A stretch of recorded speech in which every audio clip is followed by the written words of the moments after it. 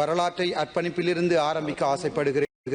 என் உயிரிலும் மேலான என் இனத்தின் மானம் காத்த வீரத்தமிழன் இருந்தால் தலைவன் இல்லையேல் இறைவன் என போற்றப்படுகின்ற அன்புக்கும் மதிப்புக்கும் உரிய மேதகு அவர்களுக்கும் அவர் காட்டிய வாழ்வில் உயிரை துச்சமென மதித்து என் இனத்தின் மானம் காத்த வீரமறவர்களுக்கும் அதேபோல் இதுவரை காலமும் நடந்த இந்த கோர யுத்தத்தால் பாதிக்கப்பட்ட உயிரிழந்த சகல முஸ்லீம் சிங்கள தமிழ் இளைஞர்களுக்கும் முக்கியமாக ரோகண விஜயவீர மற்றும் அவர்களுடைய தோழர்களுக்கும் எனது வீர வணக்கத்தையும் அஞ்சலியையும் தெரிவித்துக் கொள்கிறேன்.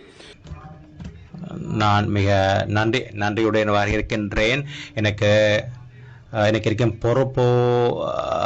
பொறுப்புடன் வடமாகாண மக்களை பிரதிநிதித்துவப்படுத்தி இந்த சபைக்கு நான் வந்திருக்கின்றேன். தமிழ் தலைவர்கள் மேதகு என அழைக்கப்படும் சகோதரிகள் அவருடைய உயிரை துச்சமாக மதித்து இழந்ததற்கு நான் அவர்களை இந்த இடத்தில் நான் ஞாபகப்படுத்துகின்றேன். அவர்கள் சமாதானத்தை சமாதானம் சமத்துவத்தை அடைவதற்கு அவர்கள் ஆற்றிய தொண்டையிட்டு நான் பாராட்டுகின்றேன். அது தமிழ் சமூகம் மாத்திரமல்ல, சிங்கள முஸ்லிம் சகோதரிகள் இந்த நாட்டில் பாதிக்கப்பட்டிருக்கின்றார்கள். இந்த சமயத்தில் நமது தகப்பனை நினைவு கூற விரும்புகின்றேன். 1986 ஆண்டு இலங்கை போலீசின் காற்பந்தாட்ட குழுவின் உறுப்பினராக இருந்தார். 1983 ஆண்டு அந்த காலத்தில் ஏற்பட்ட நிலைமை காரணமாக நாங்கள் யாழ்ப்பாண மாவட்டத்திலிருந்து வெளியேற இருந்தது. அதாவது 2 தசாப்தங்களாக நான் LTT அமைப்பில் கடமையாற்றி இருந்தேன். அவர் பதவிய வைத்தியசாலையில் இருந்து வலுக்கட்டாயமாக அகற்றப்பட்டார். தமிழ் மக்கள் படுகொலை செய்யப்படும் போது அவர் வைத்தியசாலையில் கட்டிலில் இருந்து கொண்டிருந்தார். அவர் அந்த இடத்தில் இருந்து காணாமல் போயிருந்தார்.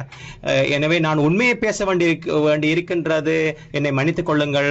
நான் இங்கே இருப்பது இந்த நாட்டை பிரிப்பதற்காக அல்ல.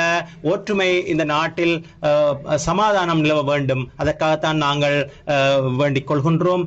நாங்கள் அனைவரும் சேர்ந்து இந்த நாட்டில் செயற்பட வேண்டும். எந்தவித பிரிவினை இன்றி இந்த நாட்டை கட்டியெழுப்புவதற்கு முன் வர வேண்டும். இந்த சபைக்கான எனது பிரயாணம் இது ஒரு சமூகத்தினருக்கு ஒரு வெடிக்கப்படும் ஒரு அச்சுறுத்தல் என்று கூற முடியும்.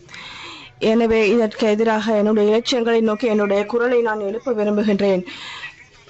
இந்த 2016-2006 ஆண்டு பல்கலைக்கழகத்திற்கு நான் ஒரு மருத்துவ பீடமானவனாக என்னுடைய அனுமதி மறுக்கப்பட்டது. அதற்கு பின்னர் 2 வருடங்களாக எனக்கு பல்கலைக்கழகத்துக்கான அனுமதி கிடைக்கவில்லை.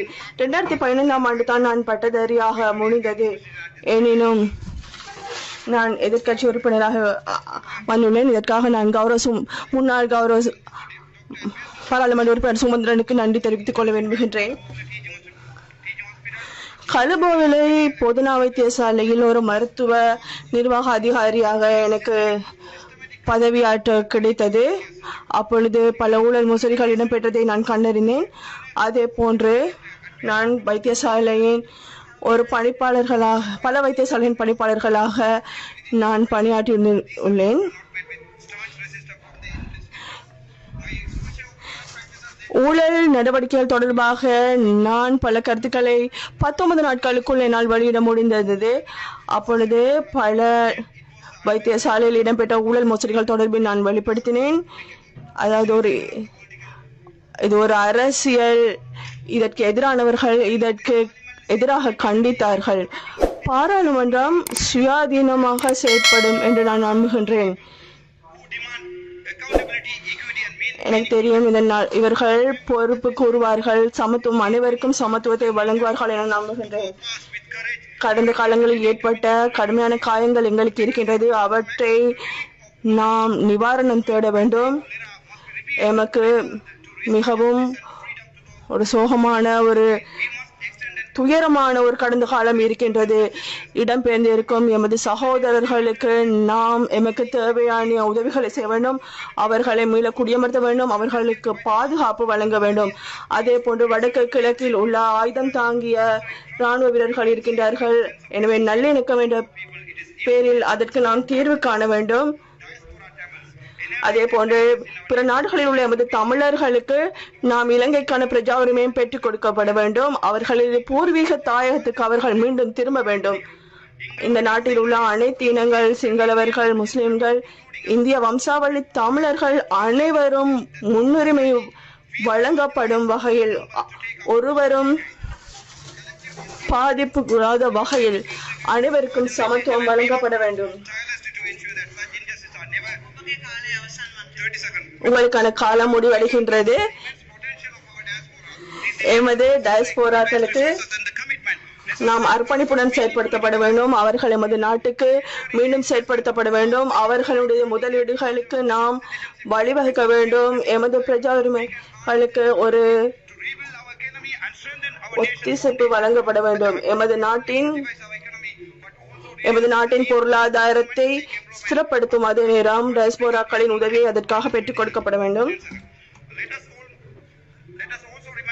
நாங்கள் இன்னும் ஒரு விடயத்தை நினைவு கூற வேண்டும். அதாவது நாட்டில் இடம்பெற்ற இன பிரச்சனை காரணமாக பலர் இடம்பெயர்ந்து இந்தியாவில் இருக்கின்றார்கள். அவர்கள் மீண்டும் நாட்டுக்கு திரும்ப வேண்டும். அவர்களுக்கு தேவையான உதவிகளை நாம் செய்ய வேண்டும். இந்த இன பிரச்சனை காரணத்தினால் பாதிக்கப்பட்ட அனைவருக்கும் இந்த அரசாங்கம் உதவி செய்ய வேண்டும். தமிழ் மக்கள் பாரிய துன்பங்களுக்கு முகம் கொடுத்துள்ளார்கள். இந்த புதிய அரசாங்கம் நாட்டில் பாரிய மட்டத்தை ஏற்படுத்தியுள்ளது. நாங்கள் பல சுயாதீன குழுக்களுக்கூடாக பாராளுமன்றத்துக்கு பலர் சமூகம் அளிக்கக்கூடியதாக உள்ளது. எனவே அனைத்து இனங்களையும் பிரதிநிதித்துவப்படுத்தும் வகையில் சிங்களர்கள், தமிழர்கள், முஸ்லிம்கள் உள்ளிட்ட அனைவரும் கௌரவமான முறையில் சின்ன சேனலுக்கு எதாக இருந்தாலும் அது கொஞ்சம் ஆதரவு கொடுங்க. உங்கள் பொண்ணான கையை கொண்டு அந்த பெல்லில் தட்டிடுங்க. அவங்களுக்கு சப்ஸ்கிரைபர் 5-10 ஏறுனா அவங்க மனசு சந்தோஷப்படும். அவங்க வீடியோவும் பாருங்கள்.